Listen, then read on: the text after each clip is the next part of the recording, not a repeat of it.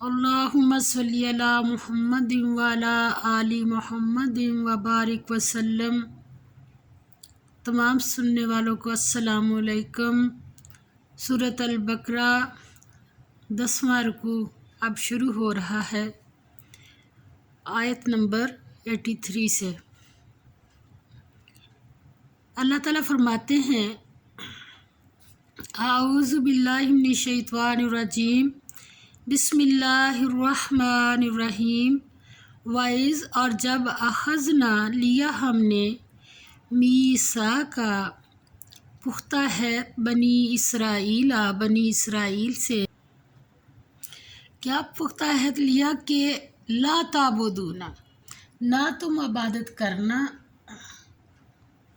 الا سوائے یا مگر اللہ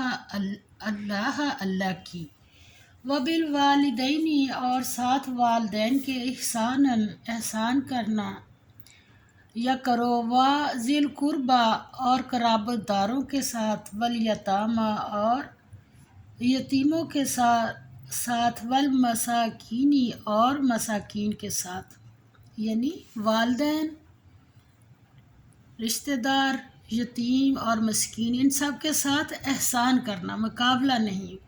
وقولو اور بات کرو، للناس لوگوں سے، حسنا نیکی کی، واقیمو اور قائم کرو، الصلاۃ نماز، وآتو اور دو، الزکوٰۃ زکوٰۃ، ثم پھر تولیتم تم پھر گئے، عہد سے، الا سوائے، قلیلاً تھوڑے، منکم تم میں سے، وانتم اور تم، معرضون روگردانی کرنے والے تھے یا منہ پھیرنے والے تھے۔ وَإِذْ اور جب اخذنا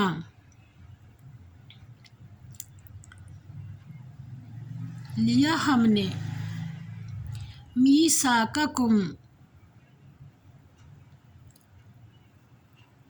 میثاقکم پختہ ہے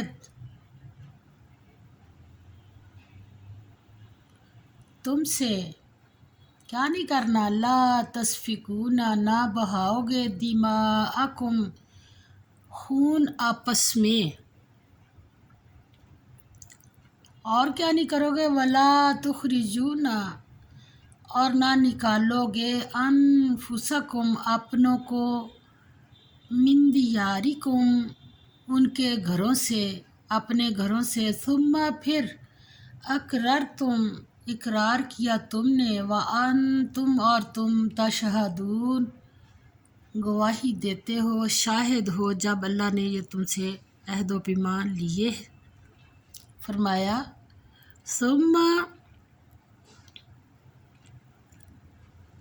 پھر کیا ہوا، ثم پھر انتم تم، ہؤلائی ایسے لوگ ہو، ایک آدھا نہیں بہت سارے، کیا کرتے ہو، تقتلون قتل کرتے ہو، انفسکم اپنوں کو، وتخرجون اور نکالتے ہو تم، فریقاً ایک فریق کو، منکم اپنے میں سے، اور کیا کرتے ہو، اپنے میں سے، من دیارہم ان کے گھروں سے، اور کیا کرتے، تظاہرون اور جتھے بندیاں کرتے ہو۔ اللہ تعالیٰ معاف فرمائے، اللہ تعالیٰ معاف فرمائے، جتھے بندیوں پہ اللہ تعالیٰ کا بہت غصہ ہے۔ تو تظاہرون جتھے بندیاں کرتے ہو، علیہم ان پر، کیسے، بالاسم ساتھ گناہ کے، والعدوان اور زیادتی کے،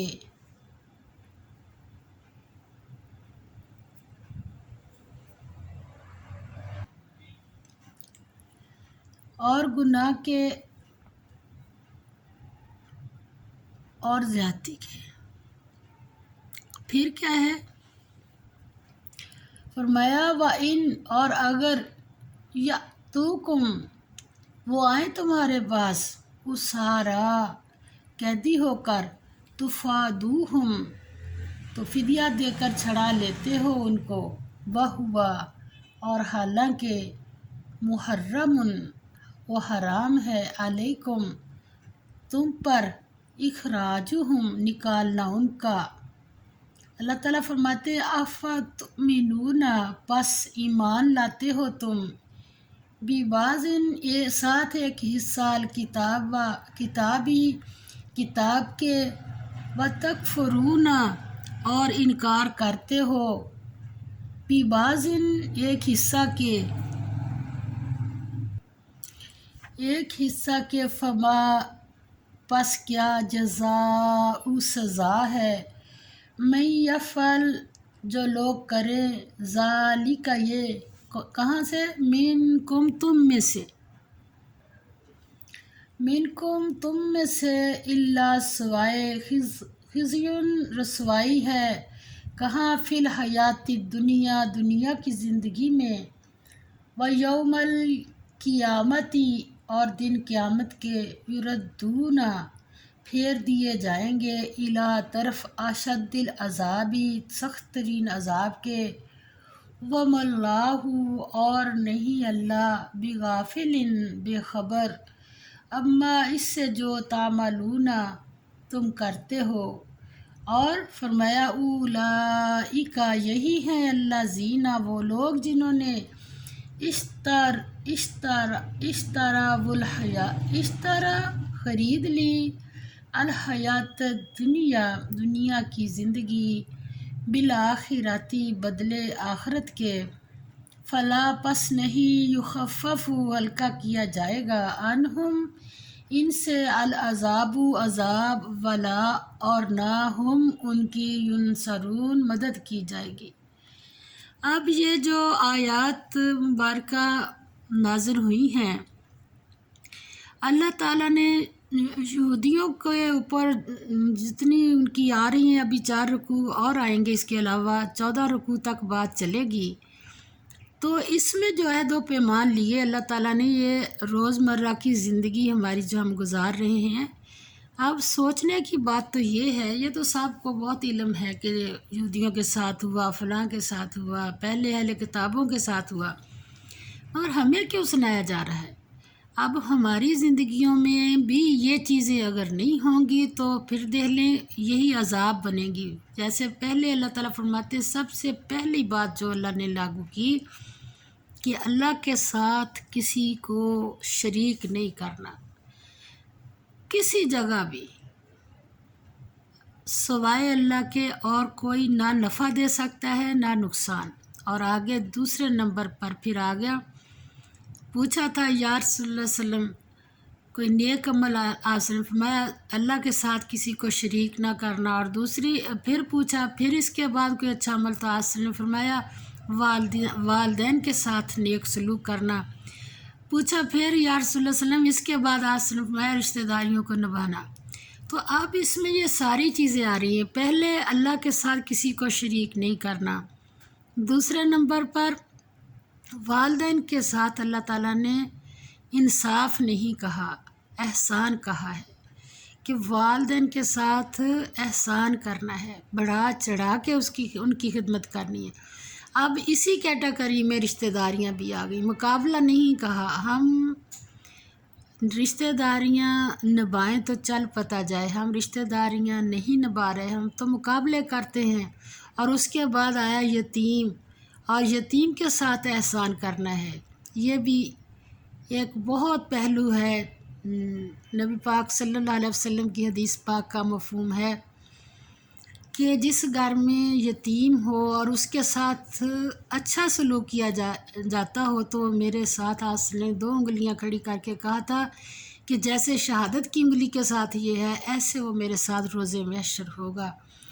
اور پھر اس کے بعد مسکین، آپ صلی اللہ علیہ وسلم کی حدیث پاک کا مفہوم ہے، مسکین وہ نہیں ہے جو لقمے 2 لقمے مانگتا رہتا ہے، مسکین تو وہ ہے جو کسی کو اپنا حال نہیں بتاتا، ہم نے کہ کوئی اس کو صدقہ خیرات دے دے، اپنے حال کو بھی وہ چھپا کے رکھتا ہے، ہم نے ڈھونڈنا ہوتا ہے ایسے بندے کو۔ اور اس کے بعد پھر اللہ تعالیٰ فرماتے ہیں یہ اتنے کام کر کے اور پھر تم کیا کرتے کہ تم نے کیا کرنا ہے؟ نماز قائم کرنی۔ پوچھا تھا یا رسول اللہ صلی اللہ علیہ وسلم اچھا عمل؟ آپ نے فرمایا نماز کو وقت پر ادا کرنا۔ حدیث پاک کا مفہوم ہے، آپ نے فرمایا اللہ تعالیٰ فرماتا ہے جو بندہ اول ٹائم نماز پڑھے گا میں اس کو اپنی ذمہ داری پہ جنت میں لے جاؤں گا۔ کیا ہے یہ؟ نہیں کہ میرا کام ختم ہوگا بعد میں دیکھوں گی، ریسٹ کر لوں۔ میرا دھیان لگا ہوا ہے، جیسے ہی اذان ہو اور میں تیار ہوں اور فوراً نماز ادا کر لوں تو اللہ کی ذمہ داری پہ جنت میں چلی جاؤں گی۔ اللہ تعالیٰ اس کی بھی ہمیں توفیق دے دے۔ اور پھر اور کیا کرتے ہیں؟ زکوٰۃ ادا کرتے ہیں۔ زکوٰۃ کو ان سے خود اپنی زکوٰۃ کو نکال کے ذمہ داری سے دیتے ہیں، اور پھر اللہ تعالیٰ فرماتے ہیں کہ اس کے بعد تم تھوڑے ہی تھے جنہوں نے عمل کیا، زیادہ تو تمہارے پھیری گئے۔ اس میں اللہ نے جو تھوڑے ہیں ان کی تعریف بھی کی ہے۔ سب کو ایک ہی لاٹھ سے نہیں ہانک دیا کہ سب کو ایک ہی لاٹھی چلا دی، نہیں، اچھوں کی تعریف بھی کی ہے۔ اور اس کے بعد پھر اللہ تعالیٰ فرماتے ہیں کہ تمہیں تو کہا تھا کہ اپنوں کو گھروں سے نہیں نکالنا۔ اب دیکھ لیں جب خاندان میں یہ گھروں کی تقسیم ہوتی ہے، یہ وراثت تقسیم کے اوپر بھی یہ حالات ہوتے ہیں، ویسے بھی جب جتھے بندیاں ہو جاتی ہیں تو پھر گھروں کے اندر بے سکونی انتہا کو پہنچ جاتی ہے۔ بلکہ میں تو گھروں سے چھوڑ آگے ارد گرد والے گھر بھی اس کی لپیٹ میں آئے ہوتے ہیں، محلہ بھی آیا ہوتا ہے۔ تو اللہ تعالیٰ یہ بھی ہم جس جگہ بھی ایسے حالات ہوں گے وہاں کا سکون برباد ہو جاتا ہے، گھروں سے نہیں نکالنا۔ اور پھر اللہ تعالیٰ بات ہے پھر تم یہ بھی کرتے ہو کہ ان کو پہلے گھروں سے نکالنا ہی حرام کر دیا تھا اللہ نے، اور کیا کرتے ہو؟ تو پھر فرمایا جب تمہارے یہ حالات ہو جاتے ہیں تو اس کی سزا اس کے سوا اور کیا ہو سکتی ہے کہ دنیا کی زندگی میں رسوائی ہو۔ جس خاندان میں لڑائی پڑی ہوتی نا ان کی باہر لوگوں میں کوئی ویلیو نہیں ہوتی، کوئی نہیں ان کو جانتا یہ کون ہے۔ اور جہاں اتفاق ہوتا ہے اس کی ہر کوئی صلاح لیتا ہے، پوچھ کے چلتا ہے۔ یہ اللہ تعالیٰ نے بنی اسرائیل کے ساتھ جو عہد و پیمان کیے تھے ہمیں کیوں سنائے ہیں؟ اسی لیے سنائے کہ دیکھو تم بھی ہوشیار رہنا۔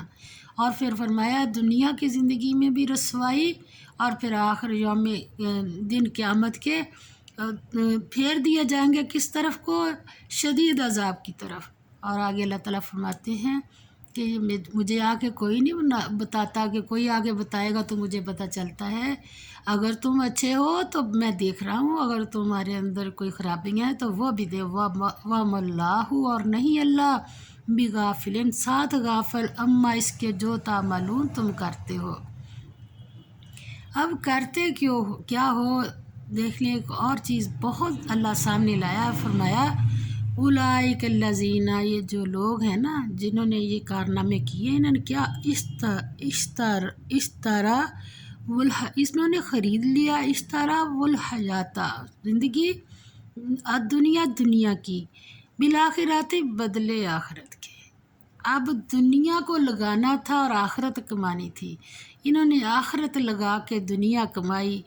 نبی پاک صلی اللہ علیہ وسلم نے دنیا کی زندگی کی مثال دی تھی کہ سمندر میں انگلی ڈبو اور پھر نکال کے دیکھو، جتنا پانی تمہاری انگلی کو لگا وہ ہے دنیا، اور باقی جو سمندر ہے وہ آخرت ہے۔